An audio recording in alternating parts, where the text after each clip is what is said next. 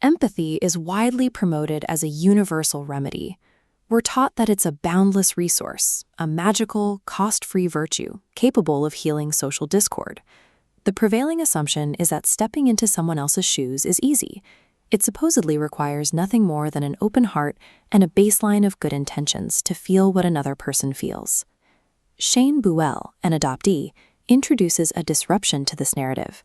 If your empathy costs you nothing, who is paying for it? When an observer claims their emotional participation comes with no personal cost, they are often operating from a position of privilege. They get to engage with another person's pain without ever having to surrender their own power or change their material circumstances. This dynamic turns compassion into a selfish ideology. It creates a hidden transactional ledger, requiring an audit of exactly who is carrying the physical and psychological debt of that original harm. Looking at the profit side of this ledger, modern empathy functions as a sociological tool for the observer, a form of identity work. By expressing sympathy, individuals accumulate moral capital. They project an image of themselves as loving and compassionate, simply by feeling bad about a situation. This leads to contained empathy. It occurs when someone acknowledges a system is flawed, yet refuses to take disruptive actions against it. This emotional containment protects the oppressive structure. It functions as a release valve, venting public outrage while keeping the underlying system completely intact. Systems of profound emotional harm don't sustain themselves through cruelty alone. They survive on the empathy of well-meaning people who care, but simply do not care enough to act.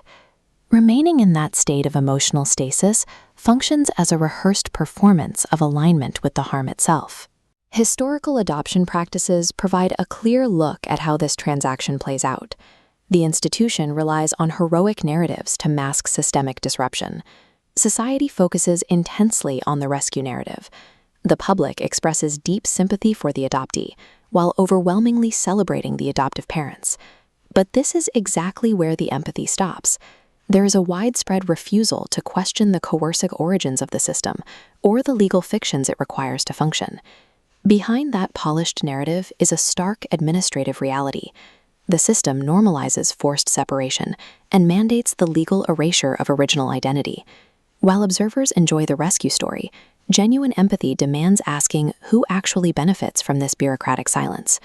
When the observer refuses to take on that difficult work, a transfer of burden occurs.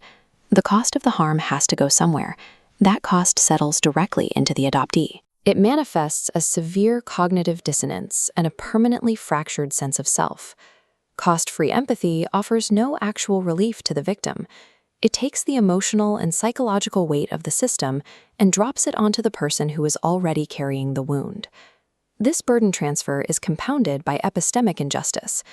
When a privileged observer claims to perfectly understand another person's pain, they often end up overwriting it with their own perspective.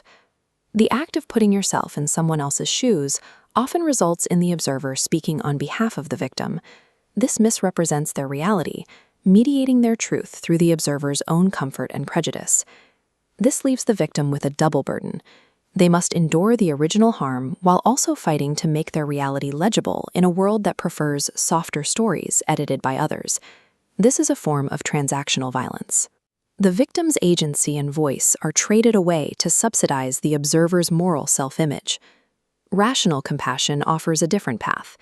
It prioritizes deliberative reasoning and structural accountability over the biased spotlight of shared emotions. Reclaiming empathy as a moral force means moving past the desire to simply feel sorry for someone. It requires dissolving the boundary that allows you to observe their pain without being affected by it. True empathy costs you your comfort, and if you refuse to pay that price, you are leaving the victim to pick up the tab.